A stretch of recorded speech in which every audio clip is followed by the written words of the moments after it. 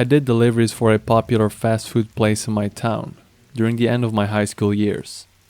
My friends all had jobs there too, but they purposefully scheduled us on separate shifts to prevent us from goofing off. It ruined all the fun, but the money was still nice to have. Mostly I would have no interesting stories about my work days, but this one night was an outlier. It was the weekend, and I was working until 10. The orders were coming in steady, so I was doing delivery after delivery. I was going in, grabbing the bag, driving to the house, and repeating that process non-stop. I think it was around 9 when I got this weird order, but I can't say for sure, because I was kind of mindlessly running the deliveries at this point. I got the bag and pulled up the GPS location for the address, and then I started driving again. Halfway through the drive, I realized this was taking me in a different direction than usual.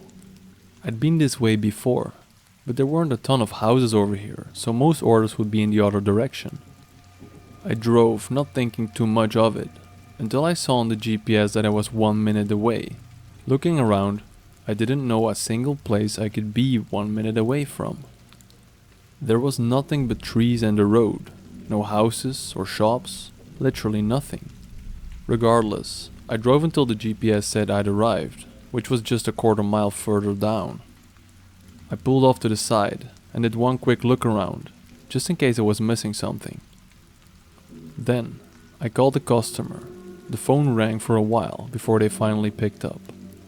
"Hey, I drove to the address you put in, but it doesn't seem to be right. Can you please confirm the address?" I asked, hoping he just made a typo or something. He repeated the address back to me, but it was the same one as the one I had on my GPS. Then he said something I wasn't expecting. "Wait, I think I see you." I looked up ahead and down the road. There was a person waving at me.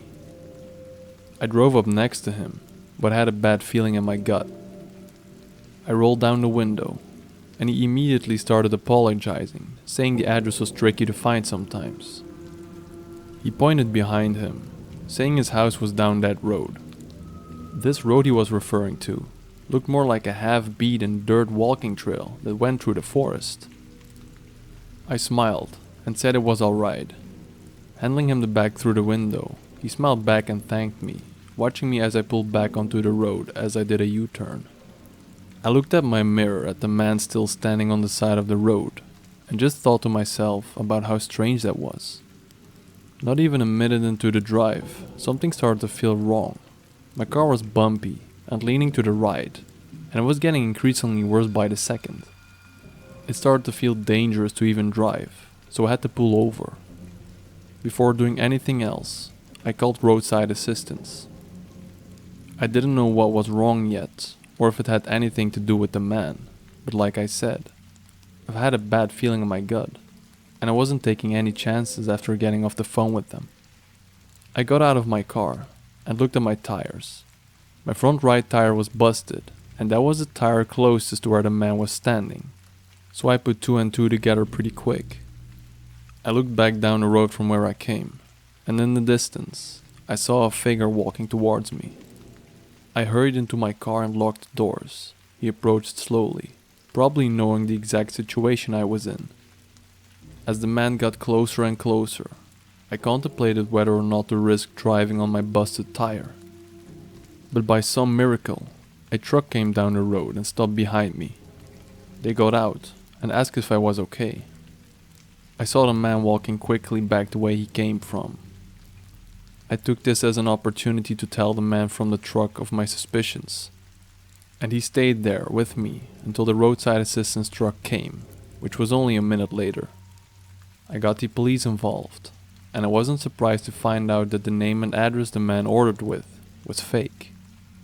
I don't know what he was trying to do, but making me drive all the way out on an empty road like that, hidden by the forest, makes me think it would have been more than just a robbery.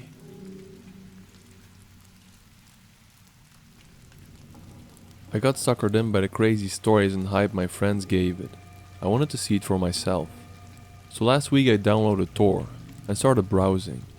I didn't feel the need for any extra protection, being completely new to the entire concept. In retrospect, I wish I had. spent hours clicking link after link after link, and I was starting to get bored and a little bit freaked out.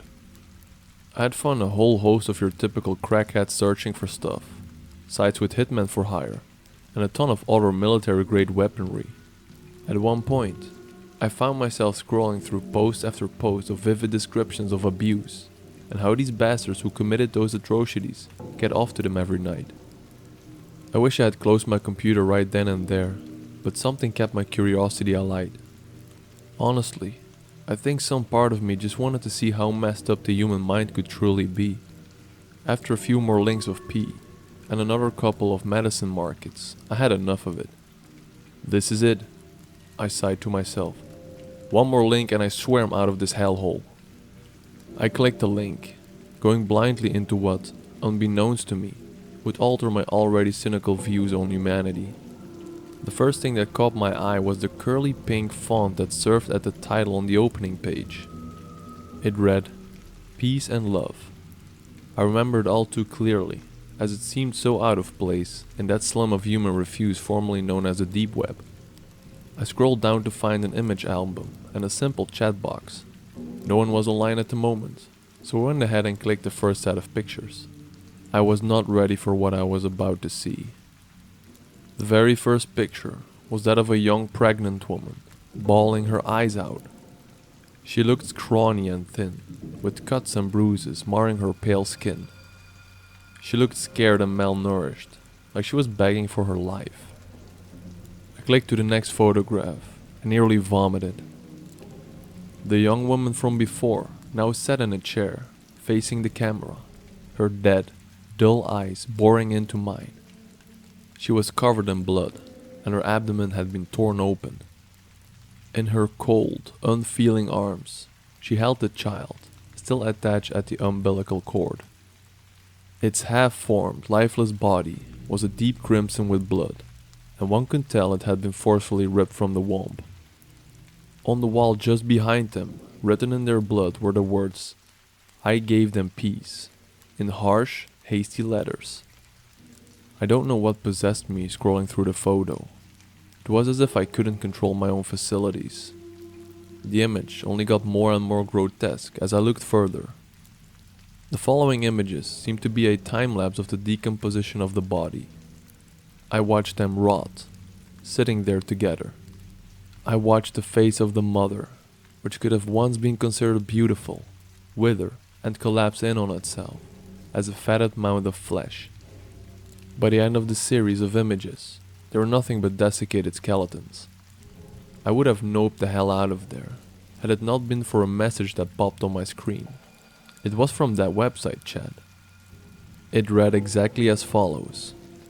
"Hello there. Do you like what you see? Do you want more? Do you want to attain true peace?" I didn't know how to respond. I was rooted to my chair with fear. Then the sicko spoke again. "You don't have to be scared, Michael. I love you. I want to help you. Let me help you." I managed to type a simple question. "How in the name of hell do you know my name?" Almost immediately I got a response. "I know everything about you. You know you really shouldn't leave your curtains open like that. You get a draft, you see. I just want to help you. Please, just let me save you." My eyes flashed to the uncovered window behind me to the light of my webcam. My heart skipped a beat when I realized it was on. That sick bastard was watching me. I made a move to pull the plug on this sicko when another message popped up. "Don't try to shut me out. I'll bring you peace. I swear, Michael, it's the only real bliss in this world." That was the last message I got before I finally shut it off. Needless to say, I stayed off the internet for a long while after that. Just today I got back on, praying to God that it would have all blown over. Oh boy was I wrong. I logged into my email, only to find it spammed with emails from an account named "I'll show you peace." Each one had the same message. "I want to save you. I want to love you. I want to bring you peace." In all caps letters. But that wasn't even the worst of it. Each and every message had a candid photo of me taken within the last week. I've tried to involve the police, but they haven't been much help. What do I do? Upper Peninsula of Michigan. I was delivering and installing machines for the company I was working for. I was in a 26-foot box truck with 12 machines in the back. I was having trouble with the truck the day before. Had it checked out by the rental company, and they said it was all good. Since it was behind schedule due to the truck and problems with installations, I decided to drive late to my next destination. It was about 11 o'clock at night on a state route through the Upper Peninsula. There were no street lights, and there was no other cars. The headlights from my truck were the only thing illuminating the road. I was already creeped out, at the peak of feeling like I was in the middle of nowhere, because I was in fact in the middle of nowhere. Every single light on the dashboard of the truck lit up, and then it stalled. Great, now it's pitch black, I am stopped, and the truck is not restarting. Rather than eat up the battery trying to turn it over, I shut everything down and started making phone calls.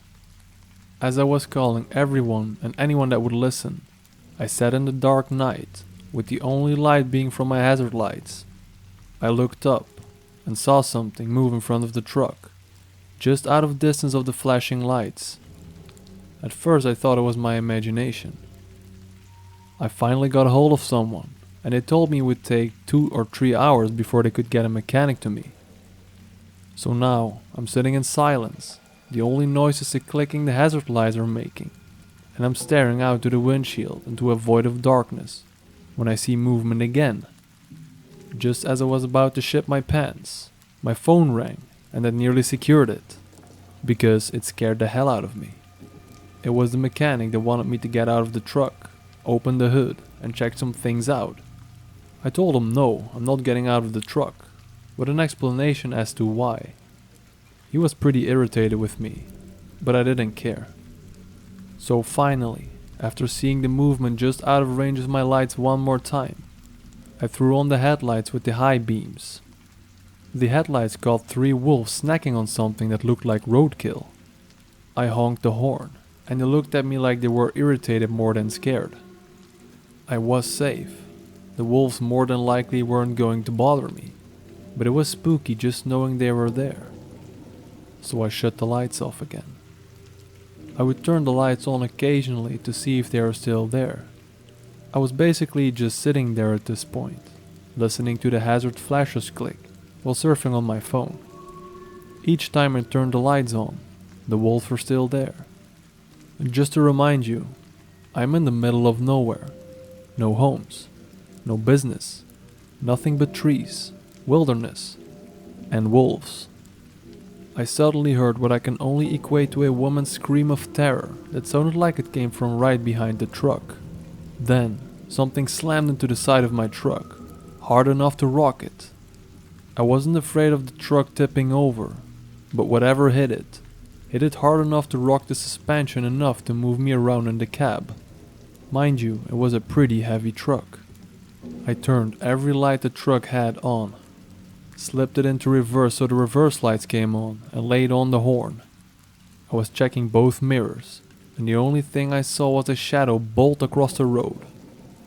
I couldn't make out what it technically was, but in my head it was a werewolf yeti Bigfoot lizard monster that was going to end my life, and it was going to be agonizingly painful the entire time. I also noticed the wolves were gone. From every nature documentary I've watched, the only time predators leave food is when there are bigger, badder predators around. By this time I was in full Bobby Hill mode. Whatever crossed the road didn't cross very far off the road. I could still hear it thrashing around in the brush, breaking sticks and what sounded to be logs. There was no noise pollution. I only had my window cracked a little bit, and I could hear it pretty well. I basically had the steering wheel gripped, all the lights on. I was feverishly looking out the windows, and through the mirrors to make sure nothing was around the immediate area of the truck. I couldn't see off the road, and the flashlights I had were in the back of my truck and my tool bag. I'd have to get out of the truck to get them. and I was not going to do that. Finally, I saw some headlight through one of my mirrors. It seemed like it took hours for them to close the distance to me. The noise stopped as the headlights approached. It was obviously the mechanic because no one else was stupid enough to be out there besides me. The mechanic pulled out in front of me. My headlights were shining on him and his truck. As his door opened to step out, we both hear the woman screaming in terror yell again, and the brush thrashing intensified. Whatever it was still closed and pissed off. His door immediately closed, and my phone rang. He called me asking what it was. He sounded more panicked than me. I had no clue what it was, and he had no clue what it was. So he called the police. He wouldn't work on my truck until we could secure the area, which I don't blame him. He didn't like my idea of him getting out of his truck, just to check things out. 2 Michigan State police officers showed up. They lit that area up like it was a stadium, and I finally stepped out of the truck for the first time since it all started.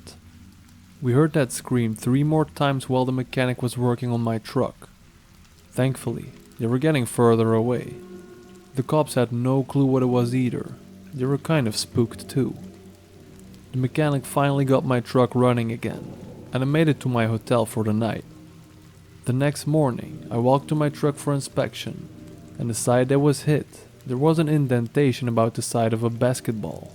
Whatever hit it, didn't hit it hard enough to push all the way through, but it definitely mushed the fiberglass. The indentation was about 7 foot off the ground. I have no idea what it was. I probably never will.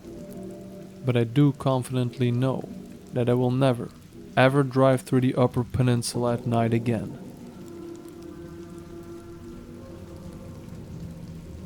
So, my uncle used to work a lot when I was younger.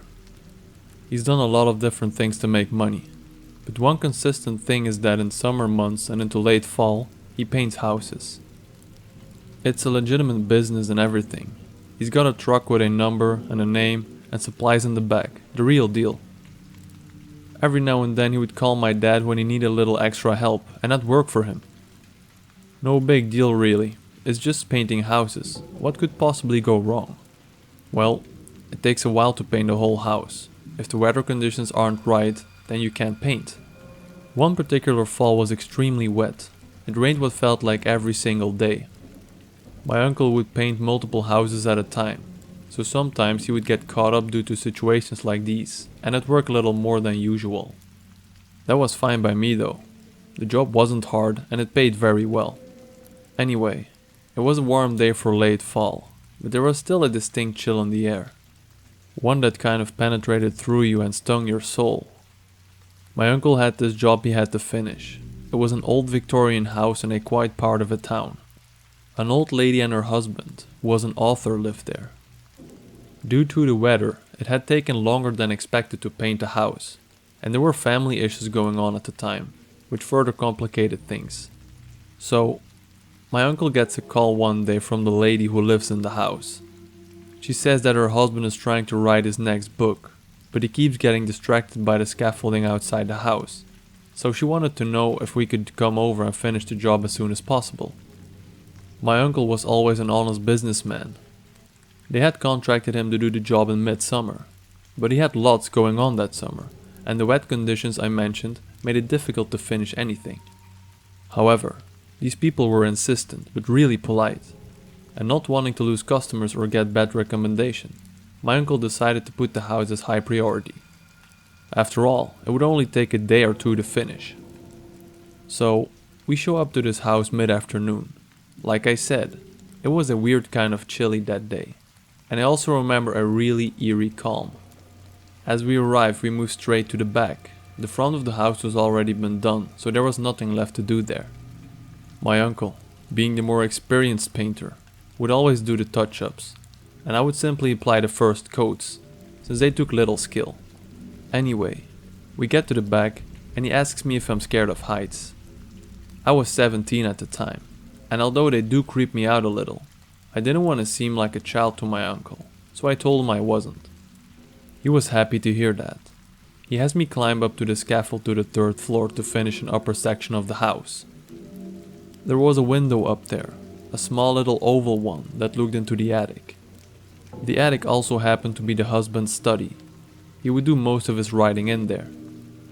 So I'm climbing up the scaffolding, cans of paints dangling behind me, and various paintbrushes and other tools in the utility belt my uncle let me borrow.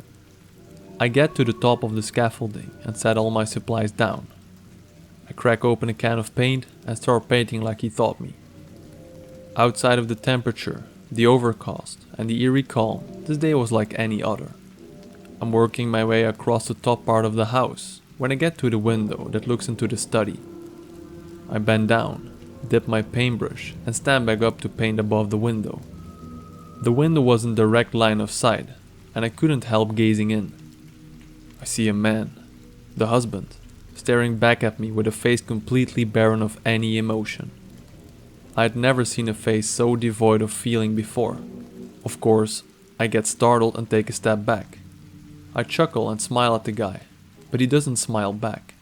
Instead, while remaining completely emotionless, he turns his back to me and walks out of the study. I continued painting, when all of a sudden, I hear a loud bang, a muffled explosion almost. I freaked out. I thought my uncle fell from a great height on the scaffold below him. As I climb down to check what's going on, I hear the old lady scream at the top of her lungs. The old man had shot himself in the upstairs bathroom. Alerted by the gunshot, my uncle fell off the scaffolding from the second story. He was lucky enough to land in a bush and only suffer a broken ankle and a few scratches. The biggest wound that day happened to our mental health. I had to go to counseling for a while. It's been years since then, and I still remember that man's face. I've never forgotten it. It would always be burned in the back of my head. Now I know why. Looking back, his face was so devoid of emotion, because he never felt any emotion at all. He literally didn't care about anything he was doing. As it turns out, the man was seriously depressed and facing marital issues with his wife. Combined with a few too many nights drunk on whiskey and facing writer's block, I guess he decided he couldn't take it anymore. His wife moved out of the house shortly after, and we never finished the job. To this day, that house remains abandoned, and I try not to drive down the street it's on. I'm scared that if I do and happen to pass the backyard, I'll see that man's face staring back at me from the window, cold and emotionless. So, let me start and admit that I have absolutely no memory of this experience. I was a little over 2 years old and just started to walk on my own when this event took place. My mom only told me this story around 3 years ago, when I was 32 and about to get married. My mother was raised in a very tiny fundamentalist Christian community and had no belief in the paranormal. She believed that our souls sleep until Judgment Day or something. There are no ghosts or spirits to haunt houses. Even 30 years later, she still sounded terrified as she told me this. My mom, who always talks way too loud, was literally whispering by the end of it, and she was white as a sheet. I believed her completely, and I still do. My mom never talks about stuff like this, and I'm just glad I can't remember it. In 1988, my parents had their second child. This was my brother, Victor. We were very crowded in our rented flat with 2 babies. My parents decided to move to a rambling old 2-story farmhouse on a 7-acre plot in southern Ohio for more room for the family. It was out in the sticks and took almost an hour to get to town from there. My mom said, the first time I saw the house, I freaked out. I was crying and saying things like, I don't like this mean house, ugly house, don't like. My mom says this behavior was very out of character from me, but I stopped complaining about the house after a few weeks, so she chalked it up to the stress of the move. Now this house was ramshackle and in the middle of nowhere. The kitchen was to the far rear of the house, and until recently, before we moved in, still had a working ancient wood-burning cooking stove against the back wall. This has caught the back wall on fire a couple of months before we moved in, and caused a lot of damage. A lot of this damage wasn't fixed, so my young, broke parents got a very cheap rent agreement. On the second floor, directly above the kitchen, was a locked room. The landlord claimed it had heavy fire damage, but her son, who had done the repairs, claimed the only fire damage left was in the kitchen, since it had been the worst and was beyond his skill level to fix. Either way, the landlord was adamant that the room was off limits, and my parents always respected that. I know all this because I heard stories about the creepy farmhouse with the creepy door my whole life, and there were pictures of us in and around the house. The locked door was right next to the upstairs landing, so there was no avoiding it, and both my parents told me it gave them the creeps. A few months after we moved in, my mother and I were in the yard with our pit Doberman mix, Boss. She was hanging laundry and I was rolling around with the dog. She said that, just as she noticed that everything was way too silent, Boss started going apeshit from surprisingly far away. About 500 yards from the house on the left, there was a small duck pond. Boss was in between the two, running towards my mom, then turning and running back towards the pond, barking frantically the whole time. My mom saw something thrashing around in the middle of the pond. She took off towards the water full speed. Boss beat her there and dragged me out of the water himself.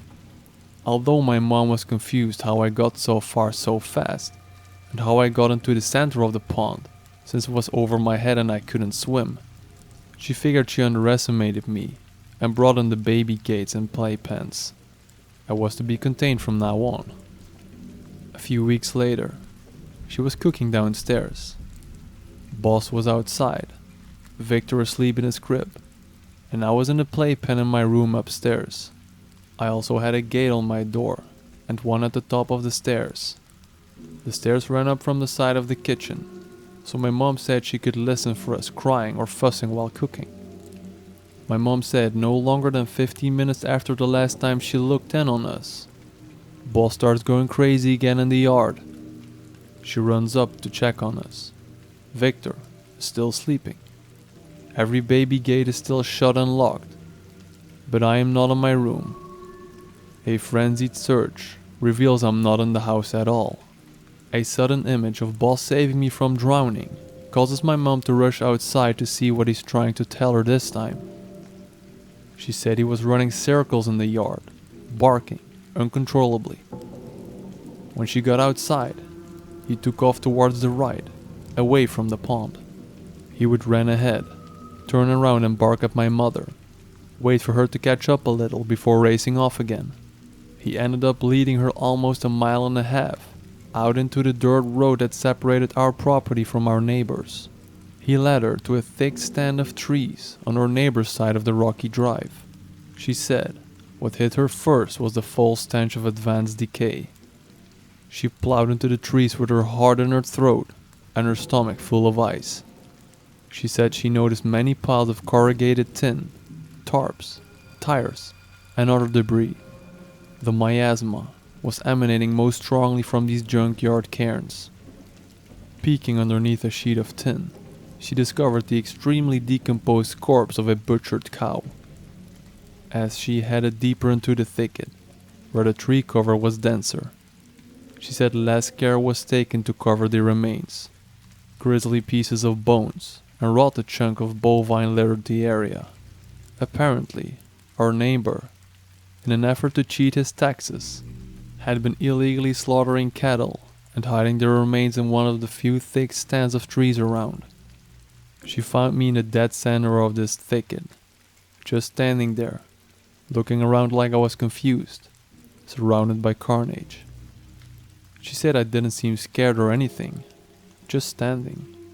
She rushed over to me, and after ascertaining that I wasn't injured, began questioning me on why I was in here, how I got there, etc. Keep in mind that although my mother said I started speaking very young, I still didn't have much of a vocabulary. She said I told her, with a serious look, only small children can give, that the children brought me here. Shedding her pants at the thought that anyone, even children, could walk right past her through the kitchen, get me from upstairs, and walk right back past her on the way down the stairs and out with me.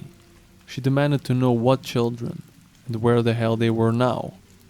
I looked at her dead serious, and told her the ones that lived with us in the room at the top of the stairs, and that I didn't see them anymore. After a moment of stunned silence, she started asking all kinds of questions about these children. However, she told me that I refused to say anything else.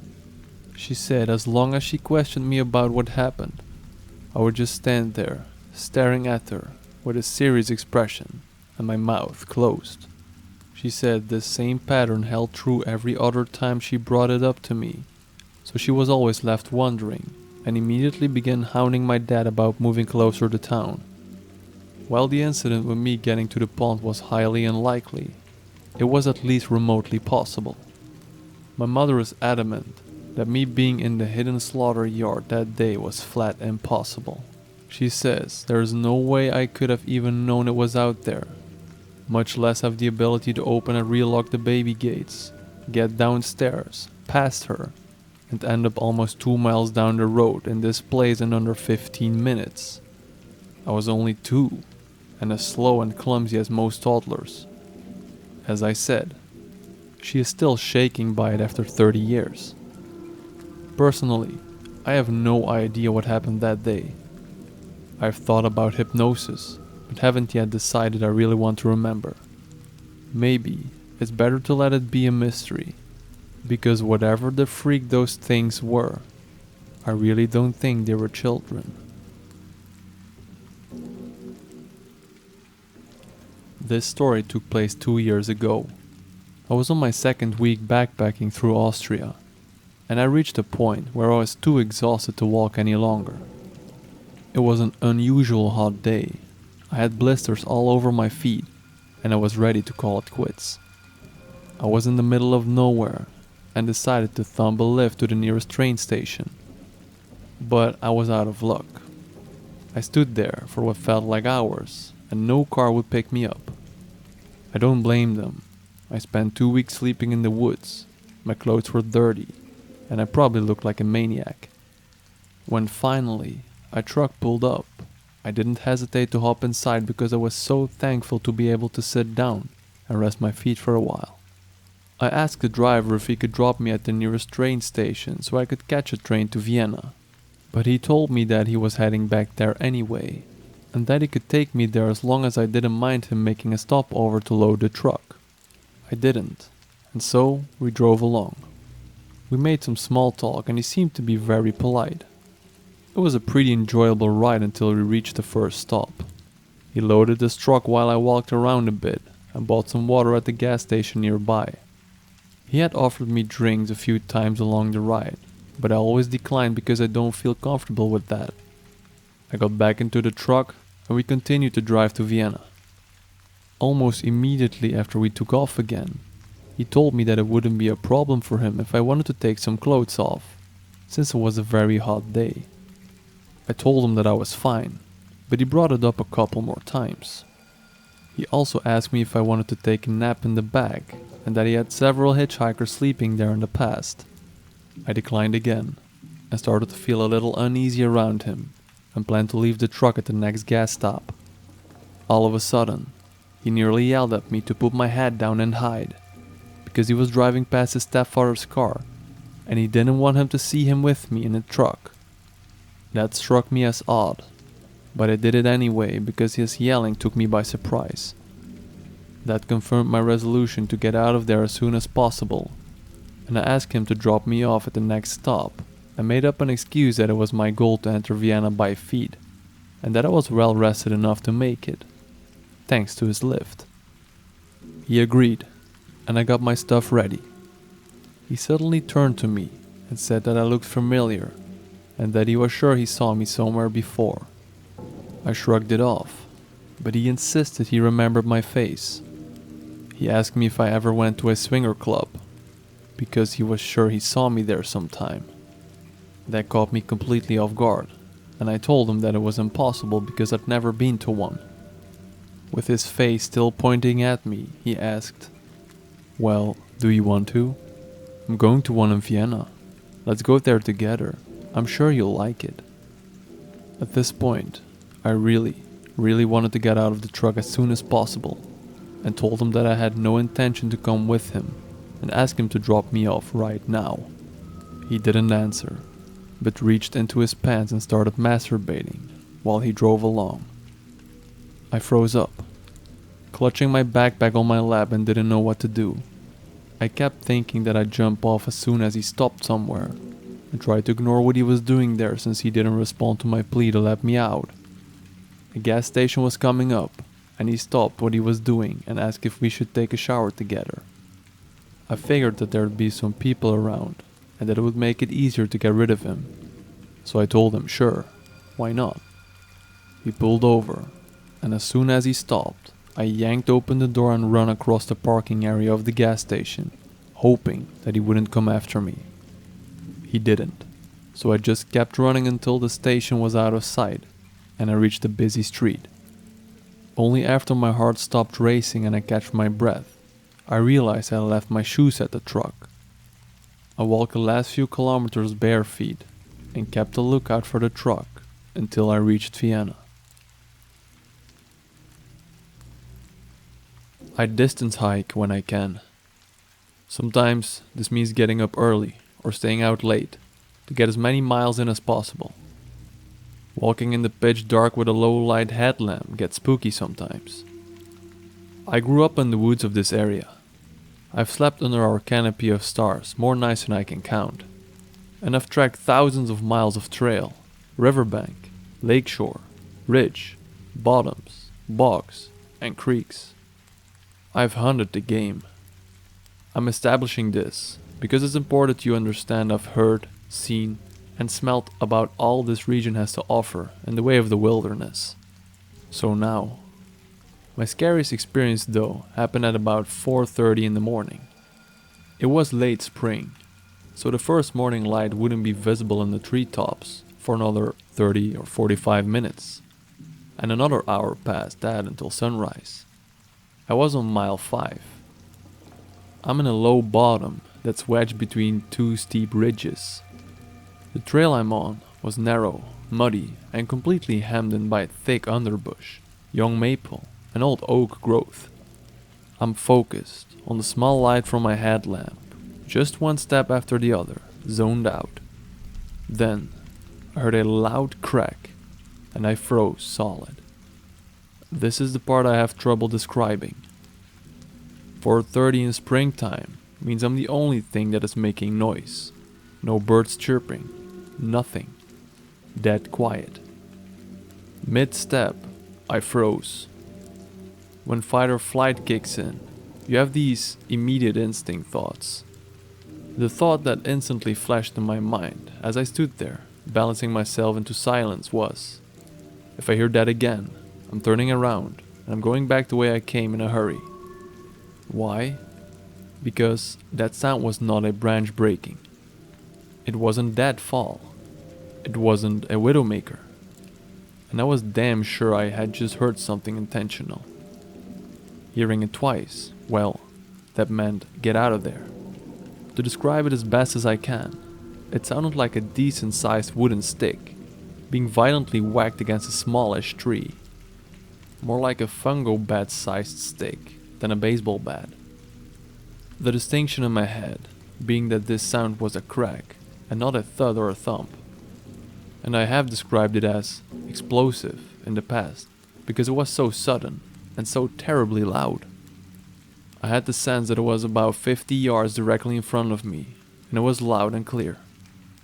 Now, as I stood there, completely shocked, I realized the soon-to-be worst part of my situation. I knew where the sound came from, and I knew where the trail went. In about 30 yards, I was going to come to a 180-degree turn and start up the ridge going away from the creek. This meant, as soon as I got the courage to move towards the noise, I was going to have to turn my back to it and get up that ridge.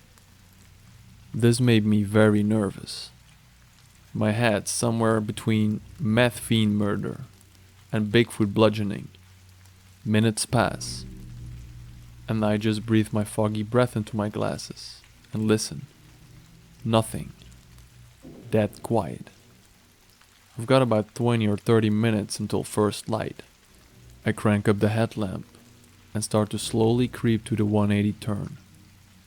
When you wear a headlamp in the woods at night, every tree branch in front of you casts a big black shadow on the trail. It didn't help.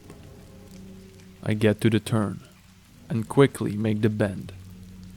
I'm moving pretty fast at this point, trying to be quiet, taking tiny, shallow breaths so I can listen while humping it up the trail. And then I smell it. A stench hits me so hard that I can't describe. I just imagined wet, rotten death. I've actually worked scenes where humans have expired in a past life as a firefighter. This was like days-old decomposition, but it just smelled strange. I kept walking fast. By the time I made it to the top of that ridge, I was huffing, and the first light was showing. I didn't stop moving until full light was out, and the birds were chirping. I've heard it all in our woods. I've smelled it all. I'm telling you, I don't know what the hell that was. Deadfall, and especially leaved out branches, makes a lot of noise on the way down. I've heard it many times. I don't know.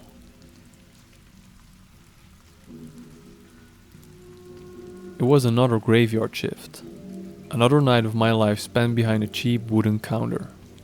I was basically pissing my life away, but I was doing it for some money, so it was all good. And I was better off than most of the people who walked through those doors anyway. It was 2:30 a.m. or so. I remember staring at the clock in boredom, watching the 2 dots of the display tick on and off as it counted the seconds. That was when I heard the bell over the door, and I looked up to gauge the person who had just stepped into my little world. He was only a little over 5 feet tall and looked like he could be 50 years old, easily. His skin was rough and saggy. His arms and legs were dotted all over with tiny white hairs, matched by equally white hair which hung down in long reams from his head. It was scraggly and matted together. You know how hair gets if you don't take a shower for like 2 days. This guy looked like he'd spent 2 weeks without the good graces of any shampoo. He slowly walked his way over to the counter, mechanically, like each step was a deliberate action. Finally, he made it over to me, and he thumped his hand onto the counter for support. His hands were crisscrossed with varicose veins. They looked like cracks in broken glass. Lines of black grit ran underneath the edges of his fingernails. He finally opened his mouth to speak, and gave me a good view of his slimy yellow teeth. Absolutely disgusting. He asked in a croaky voice where our bathroom was, and I just pointed sternly toward the back corner of the room. There was a little hallway, which held doors to the storage room and one small bathroom. He lumbered off in that general direction, and I silently thanked God that weirdo was out of my face. I heard the door click shut. Once again I was by myself, for the most part. The station was silent for 5 minutes, then 10, 15. It started to get weird, how long this guy was taking in the bathroom. If it were a normal looking guy, I wouldn't have questioned it, but this man in there was anything but normal. At the 20-minute mark, I journeyed out from behind my counter and towards the bedroom. I knocked on the door a couple of times and asked if the guy needed any help. I heard him mumble from the other side that he was fine, but he didn't sound all that fine to me. I wasn't going to argue with him though, so I just walked back over to the counter and sat down on my chair. Another 10 minutes went by, and that guy still hadn't come out. I was getting agitated at that point. Eventually, I started hearing a noise. At first, I couldn't really tell what it was, but it didn't take long to figure it out. I was hearing moaning. I started walking back to the bathroom once again. This time, I could tell as I neared the door that something definitely wasn't right. It sounded like the man was in pain, maybe even afraid. Sheepishly, I knocked on the door once again, and for a while I didn't get a response. But eventually, the man managed to choke out two simple words: "Help me." His moaning was getting louder and turning to yelling. I started hearing banging from inside the bathroom. I could even feel it shake the floor just a little. I went for the knob, but of course, the man had locked themselves into the bathroom and hadn't gotten around to actually trying to unlock it. At this point, I was panicking a little. I didn't know if this was just a bad case of the runs or something like that, or if it was something more serious.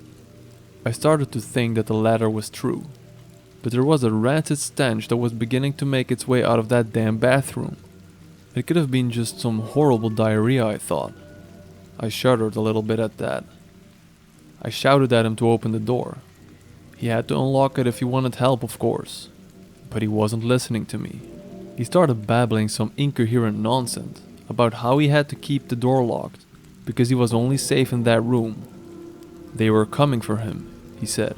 I kept shouting at him to unlock the door, but he was off on a horrible tangent about how they were coming for him, and how they had finally figured him out. All the while, his slurred speech was punctuated by cries for help. He just kept shouting for help. I kept hearing banging. I was freaked out. And in that moment, I didn't figure I had time to call the cops or anything like that. The man's speech was trailing off, and he sounded like he was in a very bad way. I'd like to say that I didn't freak out, that I knew what to do, and handled the situation in a respectable way. But I did none of that. I spent the next probably 5 minutes pacing in that little hallway, my hands pressed to my head in desperation while I tried to think of something, anything to do. The man's yelling and flailing had stopped, I noticed, and I was desperate to do something. Finally, I was struck with inspiration. I went into the storage room next to me, and I grabbed the rolling dolly that we used to move some of the heavier crates around. Then, I rushed back into the hallway, and with all the force I could muster, which must have been a lot thanks to the adrenaline, I bashed the door wide open. The smell that hit me almost made me throw up right then and there. I dropped the rolling dolly and almost stumbled away from the room, gagging. I almost fell over, but I steadied myself on a wine shelf. I had to take a moment to catch myself, and it felt like I was going insane. It really struck me then that I needed outside help, so I did what any sensible person would have done a while back. I called the police. I assumed the worst. In the moment I saw the man, it looked like he was certainly dead. He was sprawled out on the tile floor, half-heartedly resting against the wall. His back was slumped down, curving in the space between the wall and the floor. His knuckles were very bloody, and pockmarks in the wall, which were almost licked with blood, made it fairly obvious he had been punching around. It was obvious enough where the smell was coming from. That bastard was sitting in a putrid film of brown liquid. Yes, he shit himself. He wasn't even on the toilet, for Christ's sake. Freaking hell. I was still on the line with the police. I did my best to describe the scene to them. As much as I really didn't want to know what happened to that guy in the bathroom, I figured he could still need help. I announced to the operator that I was going back in. I held out hope that he was still alive, but feared otherwise. I guess I really went back into that hallway just out of morbid curiosity, more than anything else. I had to pull up my shirt and cover my face with it, to keep the smell from overpowering me. It didn't do much to help. The guy had yellowish powder all around his nose and mouth, as well as a little froth at the corners of his lips. His eyes were bloodshot and glazed over.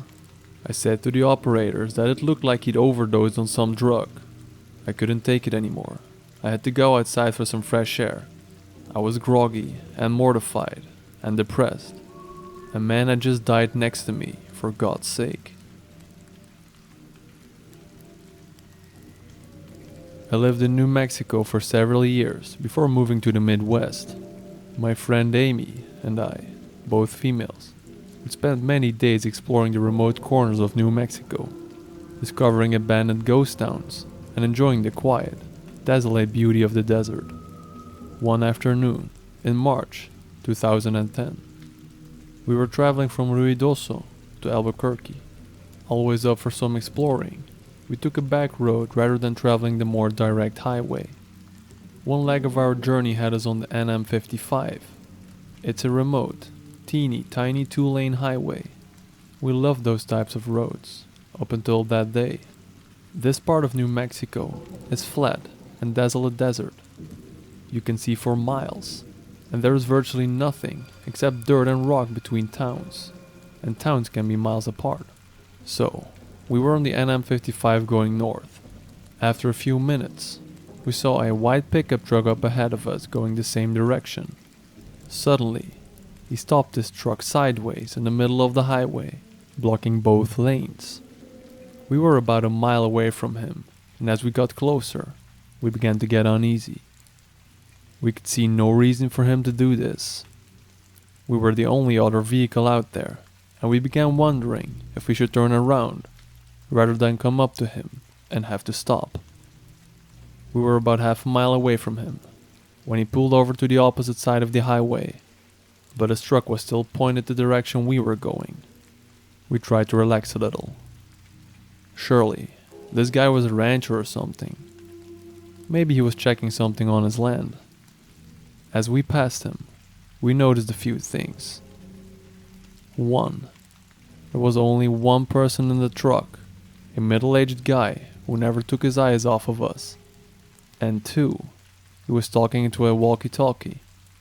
A few seconds after we passed him, he pulled back onto the highway and started following us. But he never got too close. He would get to within a few car lengths, and then drop back a little, and then speed back up again to within a few car lengths. We were getting nervous. We realized how alone we really were. We had seen no other traffic on that road, and we hadn't told anyone about our great idea to take this detour. We checked our cell phones, and neither one had signal. Typical for remote New Mexico, but scary given our situation. Amy was driving and speeding up, while I frantically checked the map, hoping to find a road that would have more traffic. There was no other road. We had to travel this one to get to the next town, Mountain Air. Turning around to go back the other way didn't seem like a good option. After a few minutes, we saw another pickup truck coming towards us.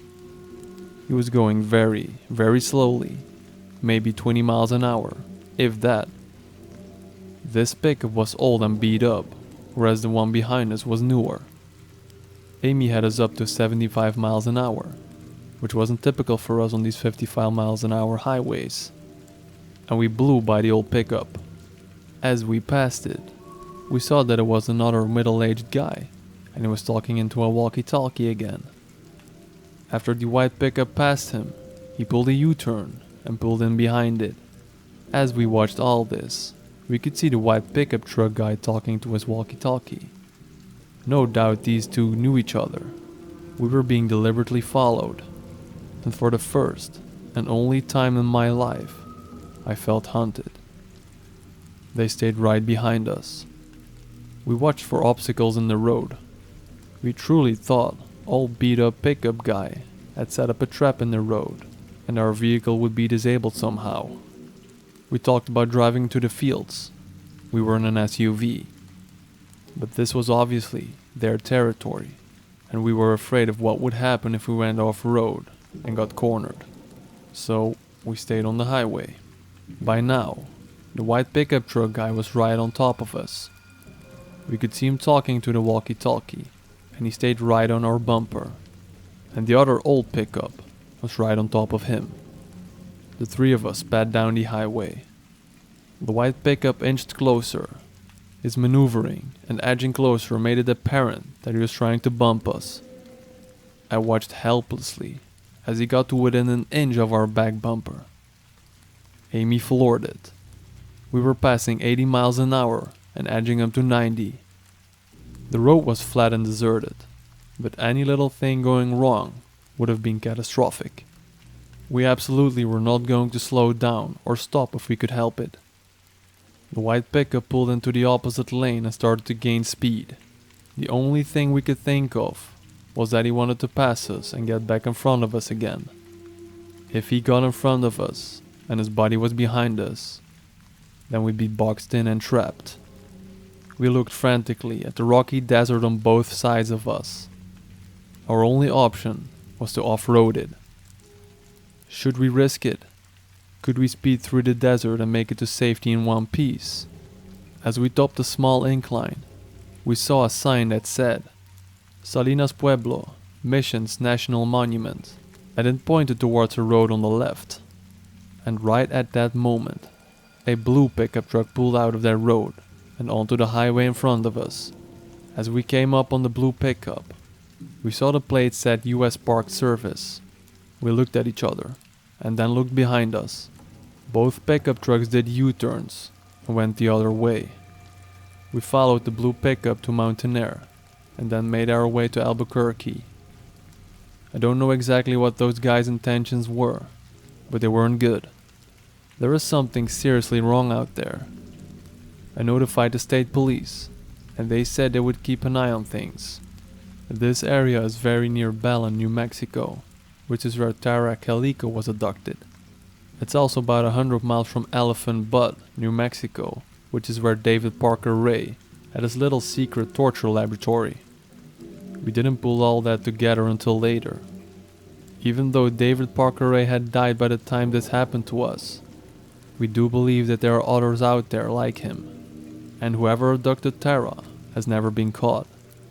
Or maybe we came into a meth lab territory, but since this happened on an actual highway, rather than a back country road, I tend to discount the meth lab theory.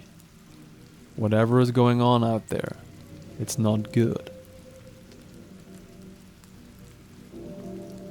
In 2017, in my last semester of high school, some friends and I decided to skip the pep rally for the girls' varsity basketball team, making the playoffs for the first time. My last period of the day was theater tech. I was just taking it as a fine arts credit, and two friends of mine in the grade below me were in the class with me. We decided to skip the pep rally, leave school early, and go to the nearby Taco Bell like we did every day. However, administrators and security guards patrolled the parking lots to catch kids trying to skip, so we took a detour through the nature trail on campus in order to avoid them. Once in the nature trail, we came across this kid I hadn't seen before. He was a skinny white kid with shaggy black hair, wearing baggy jeans and a plain white t-shirt. He was shorter than me, but the most notable thing about him was his general look of dishevelment. His hair was wild and full of leaves and twigs. His plain white t-shirt was dirty and the knees of his jeans were stained green and brown. He seemed like he had been crawling around in a nature trail. I remember wondering if he lived there for a split second. When we came upon him, we were walking one direction, parallel to the school and to the back of the parking lot, and he was coming directly towards us. I knew the nature trail well enough to know there was a bend that led deep into the woods, and I had figured he had come from there. He was out of breath, and he looked scared. My two friends said hi to him. My friends were in the grade below me, and later told me that kid was in their grade. I was just acquaintances with my two friends. It was supposed to be just a quick hello, but I couldn't help but notice how scared he looked, and how suspicious he seemed to us. He asked us what we were doing in the woods, and we told him we were skipping the pep rally. One of my friends asked, "What have you been doing out here, camping?" Me and my other friend gave a nervous laugh, but the kid didn't crack a smile. He explained that he was dropped off at school that morning and was supposed to get on a bus to take him to DAEP. DAEP was the alternative school that kids who got suspended from our school went to. His plain outfit started to make sense now. It was the infamous uniform of the other school. He then explained that he didn't want to go to the alternative school, so when his mom dropped him off, he pretended like he would wait for the bus and then hid in the nature trail for the full 8 hours of the school day. He was still acting really skittish, and without even looking at each other or speaking to each other, my friend and I could feel that something wasn't right, and that we were in some kind of danger. The kid looked around nervously often, as if seeing if someone might have followed us, or if we were alone in the woods. We hit him with a, "Alright man, well, good luck. We're going to try to get to our cars and go home before the pep rally ends." When he heard the word cars, he perked up. He started walking with us towards the parking lot, continuing to talk. He becomes a lot more friendly and asks if we can give him a ride home. We give him some half-baked excuse why we couldn't. We didn't expect him to ask that. I never met him and my friends barely knew him. But he doesn't take no for an answer. He tells us that people were going to start looking for him pretty soon and that he was going to be in a lot of trouble. We tell him that he'd probably be fine hiding there that deep in the nature trail. But he tells us, "Nah man, you don't understand. I broke into a car of the fellowship." He pointed in the direction of the mega church that had a parking lot backed up to my school, and then said, "I took this." From his waistband he pulled out a handgun, and I felt sick to my stomach. I had never seen a gun in real life before. At this point, I really felt in danger. Not just because he had produced a gun. I had never really been scared of them. More so that the entire interaction felt uneasy, and that the guy was already unsettling and desperate. One of my friends very cautiously tells him that he should probably just ditch it and take off somewhere, and he just stood there, staring at us for an uncomfortable amount of time. His eyes were meeting each of ours. I broke the silence by saying that we wouldn't tell anyone, but that we really had to go before the pep rally ended. And my other stupid-ass friend, who had been virtually silent the entire time, spoke up and said, "Yeah, and it's best we're not around if they start looking for you with that," gesturing to the handgun. His eyes narrowed once more. He asked if one of us could take him home. But this time, it felt more like a command. I've never been a super brave person, but in that moment, I don't know why, I just blurted out, "Nah man, I'm good." Again, there was an uncomfortable silence. Then, he asked, "Before you leave, do you guys want to see something?" My first friend was kind of a hothead, and although he was uncomfortable with the situation, he was not afraid of conflict. Nor was I. My other friend, however, was not a fan of conflict and always would de-escalate first. We all looked at each other, and me and my first friend kind of had an unspoken understanding like, if this is going to happen, if we have to run or fight, we might have to do it now. My other friend was very visibly afraid. He asked, "What do you want to show us?" And before the kid could answer, my first friend said, "We don't want to see, we have to go." My first friend started briskly walking past the kid, and me and my other friend quickly followed. Within a few steps, we just started sprinting towards the parking lot. I looked back once more, and we were about 50 steps away. I looked back, and he was still standing there, watching us run. He had put back the gun in his waistband before taking a small adjacent trail back deeper into the woods. By the time we made it to the parking lot, there were police everywhere. We were sweating, out of breath, and terrified. They found the kid in the next 10 minutes. Somehow, in the chaos, nobody saw us exit the nature trail and into the parking lot. But since there were so many cops in the parking lot, we decided to just head back inside through another side door to find that the door was locked. That's when an administrator found us, brought us inside, and shoved us into a classroom, where we were able to talk with others and find out what was going on. This is what we could piece together from what we learned. Turns out, that kid had skipped the AEP, hid in the nature trail, broke into a car at the church, and stole a semi-automatic shotgun and a handgun from the car. After stealing the guns, he texted his girlfriend and told him that he was about to do something really terrible, and that when she saw his name on the news, she turned off the TV. He told her explicitly he was going to kill kids at the school. She knew he was supposed to be in the AEP, and was so worried about the text that she contacted the police. The AEP went on lockdown until officers got a call from a guy at the church that 2 guns had been stolen from his car behind the school, and that's when they put 2 and 2 together and caught him hiding in the woods. I guess when he saw me and my 2 friends in the nature trail, he quickly hid the shotgun, but didn't have time to hide the pistol, or didn't care enough to hide.